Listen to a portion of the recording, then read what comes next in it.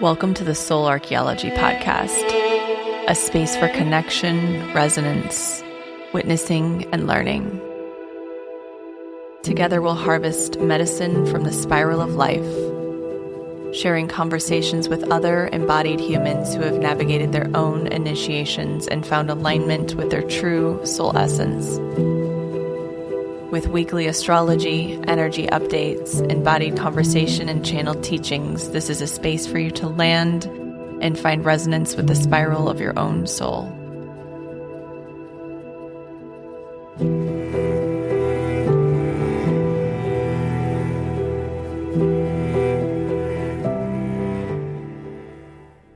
Hello, and welcome back to Soul Archaeology.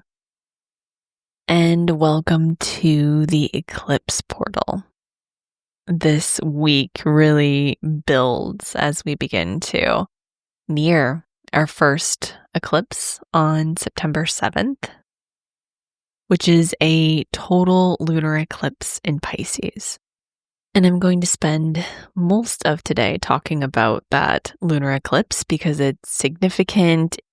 These eclipses on September 7th and September 21st really dominate all of Virgo season, all of September. We are in the eclipse window through September. So what occurs around this eclipse will color and flavor and really tone the rest of the astrological energy, because the lunar nodes are so karmic, because they deal with what we're here to do, where we've been, how that influences our current reality, how we can work with our gifts to understand our alignment in this life. And I wanted to mention my North and South Node course because it is up for sale. This is a really wonderful way to understand your own personal nodal placements, how they affect you, how they shape and form your current reality. They can tell you so much about where you've been, your past patterns, even your past experiences in childhood or past lives if you've had access to that information. And they really give you a lot of information around how you're naturally wired, the strengths that you have, which is also really lovely to know besides just the shadow, but also the patterns that you're kind of looping through, the things that you have done many times over, the patterns, the subconscious programs you are working to release in this life. And so this course called Inner Compass is a self-guided course to walk you through your own personal North and South Node placements to understand your past, to understand where you've been, your patterns, and also to understand your purpose in this lifetime, how to find more alignment day to day, greater life themes. This course really enables you to get into the deeper karmic layers of your chart without all the confusion, the overwhelm. Astrology is so layered, and I try to make it as sort of digestible as possible. And Inner Compass really enables you to understand a very key part of your chart with more ease. It's self-guided. You can do it at your own pace. You can do it for the rest of your life. You can reference it as often as you'd like. And it can really serve as a daily guide in finding alignment with your chart. And a deeper sort of key part of your chart that not a lot of people talk about. There's not a ton of awareness around your nodal placements, but they're so key in really understanding how you're wired and where you're meant to find more alignment in this lifetime. Find more ease, find more purpose, find more joy, find more pleasure in life. So the course is still 10% off through the rest of this week, and then it will be going to its normal price. I have been so deep in my own personal nodal work. I've always known about my nodal placements. I really found them at the beginning of my astrological journey, and I'm so grateful because they have been truly the most impactful part of my chart to understand, because it gives me so much compassion when I can understand my South Node in Virgo. Understanding, ease, I just feel my nervous system drop in because I know that what I'm experiencing is coming from a certain place. And it's just coming from past experiences that have shaped and formed me. But the nice thing is that it not only shows me what my sort of like where my patterns come from, but it also gives me a gateway or a pathway out of those unsupportive patterns. And that's the North Node. And so for me, it's been incredibly supportive understanding my North Node in Pisces. And of course, we currently have the South Node in Virgo and the North Node in Pisces. So I am personally in my nodal return. This happens every 18 years. And it is a time of deep, deep, deep refinement, cellular level refinement, rewiring, healing, realignment. And as I was compiling my notes for this episode, I was looking back at the past eclipse dates for this Virgo Pisces axis. And I was floored personally at the dates because the years where we've had eclipses in Pisces and Virgo are some of the most formative years of my life. When I go back and do subconscious work, inner child work, parts work, somatic work, these are the years that I return to almost always because these years hold the most imprints of trauma for me. Or they're imprints that are pretty significant. They're turning points or points of recalibration or experiences that changed the trajectory of my life. And so for me personally, having my South Node in Virgo, my North Node in Pisces, these years were incredibly impactful. And I can feel that I'm in that same place, especially with this specific eclipse window in September. So it's just something to note. I think what's amazing is that our subconscious, our nervous systems are incredibly, incredibly intelligent and fine-tuned. My system is incredibly sensitive, and so it recognizes dates and times and even similar frequencies or experiences. So my subconscious knows I'm in my nodal return now, and it's pinging to those past timelines when I was also in my nodal return. And the same themes are coming forward. My system is responding as if it's happening right now. And it just never ceases to amaze me how intricately woven our lived experience here, our physical embodiment, our nervous systems, our subconscious, and our consciousness and astrology all weave together.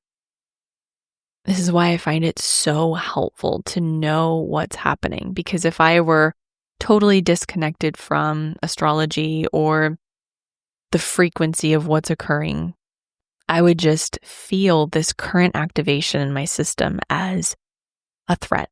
It would send me into a whole spiral because I didn't know why it was happening. I didn't know what was happening. I couldn't pinpoint or understand my current experience. But having the knowledge that I have is incredibly supportive because I know it's temporary. I know why it's happening. I can understand to a certain degree how to work with it. And I also know that there's a certain level of mystery and unknown and potential that exists outside of what my experiences have been in the past. So this is happening to all of us all the time. What we experience now is reverberating throughout space and time. It's rippling out and it's pinging the other times we have felt this or experienced this. And astrology is essentially just an energetic climate. It's weather. And it tells us what could potentially come up, what could potentially surface, what could potentially ping within your own system. And then you can look at where that's reverberating into the past timelines.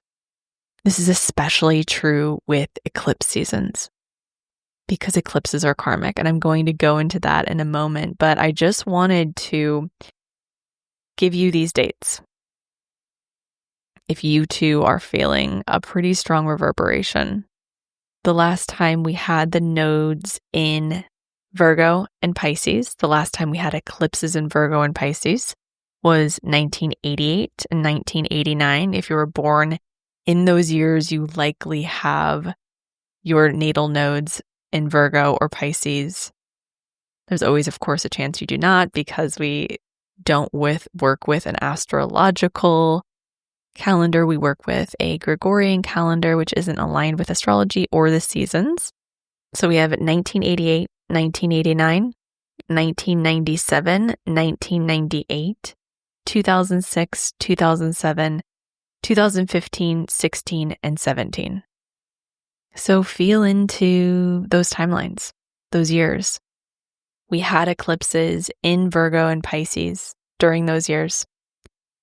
For me, those years are being pinged in real time currently within my nervous system, within my psyche. Astrology is real, guys, and it is so crystal clear.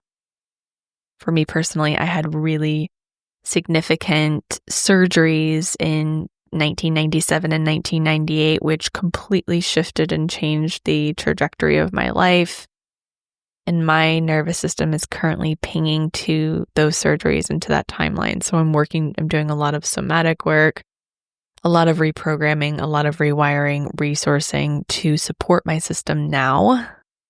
As we know, life is a spiral, and we integrate every layer as it comes. So I'm integrating a new, deeper layer of those experiences that I had. 2006, 2007, I had significant relational ruptures. I was graduating high school. In 2015, 16, and 17, similar. And the theme around all of this is needing control to feel safe. All these experiences that I had, and you might have had as well during these years, were experiences that reminded me I'm not in full control. And that the only way to find my center and equilibrium is also to find a sense of surrender and faith and trust in something deeper, something beyond the physical. Virgo teaches us that we can control certain things within the physical that then can support this transcendent process of expanding beyond the physical, finding a deeper sense of safety, security, belonging outside of the physical body. And this is the work of right now. Tending to the physical anchor, our physical vessel, our nervous systems, our bodies, so that we can hold the immensity of this unknown, the vast, expansive quantum field that exists outside of us, and all of the spaces within that place that can hold us. So, in simpler terms, we are looking at where we can resource physically right now in the 3D. What is a resource for you? What is a support system for you? And then what is your resource externally outside of this physical plane? Do you have a guide that you work with? Do you work with Jesus or Buddha, Archangel Michael? Do you work with a loved one in spirit? Do you work directly with God, with Source? What feels like a resource for you outside of this physical plane? Because we can do as much as we can here, but there's a deeper sense of belonging that we're being called into, a deeper sense of faith. And this is the Virgo Pisces axis. It's the healer. Virgo teaches us that we can do some beautiful work here and now to ensure that our bodies are a clean, clear, grounded vessel, that our nervous systems are a clean, clear, grounded filter, that we have support here. We have friends and family and people who can see us and hold us in times of great change. that we have rituals and practices that root us. And from that place, we can expand beyond the physical and into the realm of Pisces. And this eclipse season is that work. It's deepening, creating new conditions for safety, security, expansion, and growth. The deeper the roots, the wider the branches. We need deep roots to weather this storm. I've been talking to so many people who are experiencing almost like existential anxiety and not dread, but maybe some dread or excitement even about what's to come. And so much of this, just like my story about my surgeries, is psychic. So much of this is our ability to sense that something is coming. So much is changing at a subterranean level, at a higher level that we aren't privy to, but we know it's there. And this anticipatory anxiety or grief or dread or excitement is pinging within our systems. So how do we hold all of that? How do we sit with what's happening on the physical plane, what we can see and witness, the amount of change that's happening here, while also knowing there's so much more happening even outside of that. And there's so much more to come. Uranus in Gemini has been speeding up the timeline. It's intense, it's fast, it's electric, it's exciting, but it's also overwhelming. Let this time serve as a real, true anchor for you. September is a month of reorientation, grounding, accepting, surrendering, intending. On September 7th, we have a total lunar eclipse in Pisces at 15 degrees at 11:08 a.m. Pacific. On September 21st, we have a solar eclipse in Virgo at 29 degrees. This is the second new moon of Virgo season.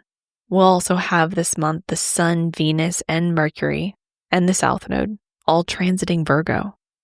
This is amplifying themes of purification, service, discernment, daily rituals and rhythms, and embodiment. This is about tending to and refining details, things we can control in the physical plane while also holding the larger spiritual picture. This is really a threshold month. It's a corridor between two eclipses.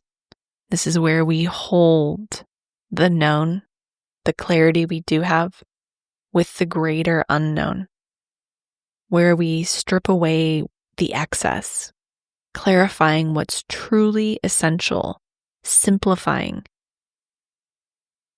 so that we can be a vessel for the unknown. It's easy to get caught up in everything that's changing, trying to keep up with the technological advancements, AI, the way systems are changing and shifting. We need grounded, rooted systems within our own bodies in order to be with the amount of change. August was in many ways a month of preparation, bringing us into our deep core layers to tend to the heart, tend to what feels uncertain, where we hold grief, so that we can land in this space of September to simplify, refine, strip things down, clear away the excess. This is not a month to begin new projects, to open something new, to dive into something unfamiliar. This is a month to tend to your own home, tend to your own vessel, to clear your calendar, to be open to receive while remaining anchored. And as we lead up to this first eclipse on September 7th, it's important to remember that the energy around eclipses is typically more intense or chaotic or volatile than the exact timing of the eclipse itself or the exact day. Typically that day is maybe a little quiet. It's sort of like the center of the storm where you look around and see everything swirling around you, but you have almost a sense of peace or deep knowing. It's on the fringe, on the outside, on the edges of this karmic storm where things can feel out of control. They can feel chaotic. Eclipse season never ceases to amaze me. There's always something significant that comes in and leaves just about as fast. Or something comes in and leaves and then comes back again. That's the nature of eclipse season. An eclipse occurs when we have a full moon or a new moon close to the lunar nodes. So they supercharge the energy, the natural energy of a full or new moon, and create this karmic pressure. Because the North and South node deal with karma. They deal with our past. They deal with where we've been, what we're here to release, what we're here to embrace. We're obviously on that path always. That's what life is. But eclipses are checkpoints and they're storms essentially. And they will clear, remove, realign anything that needs it. That's why eclipse season can feel so chaotic, because things are happening that are out of your control, especially with this one because it deals with the South Node in Virgo. Eclipses typically come in pairs. So we have this first eclipse on September 7th, and then we have the second eclipse on September 21st. And the time in between eclipses is when things can get really interesting. So much change, upheaval, realizations, revelations, things that come through as a surprise. And this week leading up to the eclipse can feel a little bumpy. We have on September 1st, Saturn retrograding back into Pisces. Saturn has been retrograde. It's now dipping into Pisces for the last time for another 30 years. It will return to Aries next February. So from now until February, Saturn is retrograding back into Pisces. For those of you with a Saturn in Pisces natally, you're going back into your Saturn return. I have many clients who have this for a few months. So just know that this might feel fated. It might feel like there's a true retrograde, like things are being pulled back. You're being pulled into old circumstances, old experiences. This also means that Saturn is going to be involved in this eclipse season as well. It's pulling back to the 29-degree point, the anaretic degree of Pisces, which means it will be involved in this lunar eclipse in Pisces at 15 degrees and the eclipse on the 21st, which is at 29 degrees of Virgo. Asking for us to tend to our spiritual practices, where we are escaping, where we're living in illusion, where we're just sort of hoping for things to work out with actually rooting into reality. On September 2nd, Mercury enters Virgo. It quickly squares Uranus and Gemini. On September 6th, Uranus stations retrograde in Gemini. And I am personally hoping this provides us a chance to catch up a little bit, to sort of integrate what has happened since Uranus entered Gemini in July. It's felt like we were buckled into a roller coaster since that point. So I'm hoping this retrograde gives us a little bit of time to just integrate all of the change, to take a beat, to get a chance to just tend to what we need to until it enters once again early next year. And then, of course, the next day on September 7th, we have a total lunar eclipse in Pisces. And this eclipse is happening on a full moon, of course. So a full moon is occurring close to the South Node, which means it's creating a total lunar eclipse. And a lunar eclipse is a supercharged full moon. A full moon is when the lunar cycle reaches its climax point, its culmination point. This is about release. This is about letting go. And with the South Node in Virgo opposite this full moon in Pisces, we are closing old karmic loops. This is a spiritual, emotional initiation, a maturation. Something here we're needing to face. Something wants to be released.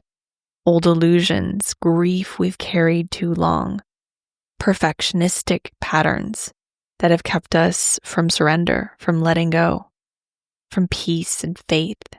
Virgo wants clarity and control, and Pisces dissolves boundaries and invites trust.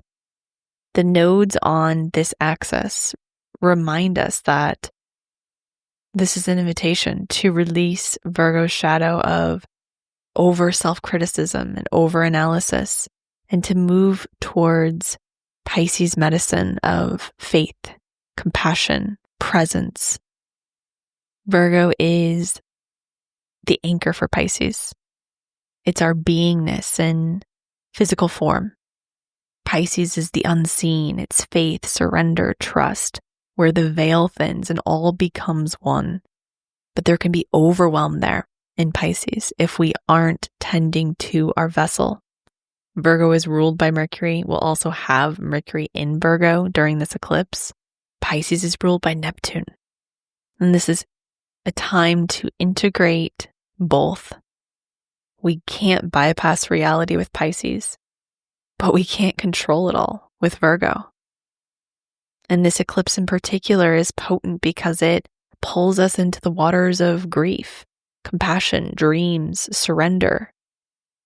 It pulls in themes around control, moving beyond what's familiar and into those deep, vast waters of Pisces. Sometimes even having an emotional experience we can't control can be overwhelming. And this is tied to the eclipse that we had last year in September of 2024. Storylines, relationships, spiritual lessons that began or even cracked open then are reaching maturity or resolution now. We also have Saturn at 29 degrees of Pisces. So there's this karmic weight. Time feels involved. We might feel like we are running out of time, or that we don't have enough time, or there's this karmic pressure for a reckoning or a need for accountability in how we live our faith, embody compassion, how we engage with reality. And this might sound sort of abstract, but that's the nature of now. It's really looking at where we lean into the shadow of Virgo in order to feel safe, and how we can let go a little bit and soften and deepen and trust a little bit more. Requires some sort of anchor, and that's okay. So what is your anchor? What are your anchors right now? When we blast off or expand too quickly without a strong anchor, you see that in plant medicine journeys that aren't anchored properly, or people who take psychedelics without proper tending or support or integration. There's a lack of connection to Virgo, connection to reality, connection to what's tangible and real. It can create psychosis. It can create anxiety. It can create this feeling of being too expanded too fast, or totally disconnected from the earth, from roots, from your body. And this eclipse season is asking for you to do it in a different way, to tend to the emotional experiences you need to tend to create healthy rituals and practices, boundaries, so that you can open more and soften more, so that you can access this field of potential, the interconnectedness, the beauty of this high expression of Pisces. With Saturn here as a teacher, and if you're in your Saturn return, you're going to feel this, or if you have any placements really in any of the mutable signs, Virgo, Pisces, Gemini, Sagittarius, you are going to feel this. Mutable signs naturally carry uncertainty. They're change, they're malleable, they're in between and liminal in nature. How do you deal with uncertainty, unknown, loss of control? These themes will be up in September. And like I said, with Saturn here, it really acts as a teacher. This is about spiritual maturation, where idealism, escapism, or bypassing are no longer sustainable. Saturn asks that Pisces gifts, imagination, compassion, surrender, faith, spiritual practices, must be embodied in daily night life, not just dreamed about. And this is a karmic closeout of Saturn's journey through Pisces before its conjunction with Neptune in Aries next spring, next February. Things you might see surface, personal themes, during this eclipse. You might have emotional floods where long-held grief, pockets of emotion come to the surface. You might notice endings, relationships, roles, identities, illusions that no longer align may dissolve quickly, suddenly. You might have a spiritual reckoning, really seeing where you've bypassed reality or chased perfection instead of living within presence. And there will very likely be a nervous system recalibration. Virgo wants regulation, Pisces wants surrender. The body is the bridge here. This is how we learn. The body is Earth school. We cannot escape it, which is the shadow of Pisces. We have to embody it. We have to tend to it. We can't act like it doesn't exist, right? We will not get all the answers during this eclipse season. That's Virgo. Virgo wants to know. It wants the answers. It wants clarity. This is more about releasing the need to know, the overanalysis, the need to fix everything, and instead trusting the flow, honoring the waves, the spiral of life, the cycles of grief, the cycles of emotions. And during eclipse season, I always say, don't plan too much, especially with this season, with really all of September. Don't overcommit yourself. Don't overschedule yourself. Clear out as much as you can. Spend some time quite literally clearing. That could be cleansing physically. That could be cleansing your space. That could be cleansing your schedule. That could be tending to your business, your money, the things that you might avoid. Anything you tend to avoid will come up this month. Anything you try to bypass or go around or circumnavigate will come around to some degree this eclipse season. So Virgo says, let's clear some space for it to finally be met, to finally be seen, witnessed, and integrated. Don't grip to old things, patterns, relationships. Lean into the faith that you are not doing this alone. It's not all on your shoulders. You have a co-creator with you. The universe cares about you. It wants you to do well. It wants you to cross your evolutionary thresholds. And we'll continue to meet these things over and over again until we actually truly meet them. So return to what you can control. Healthy boundaries and self-care. Slow down and lean out of the things that overwhelm you or confuse you, and lean into what's clear, what is practical, what does feel good. The relationships, the practices, the rituals, the foods.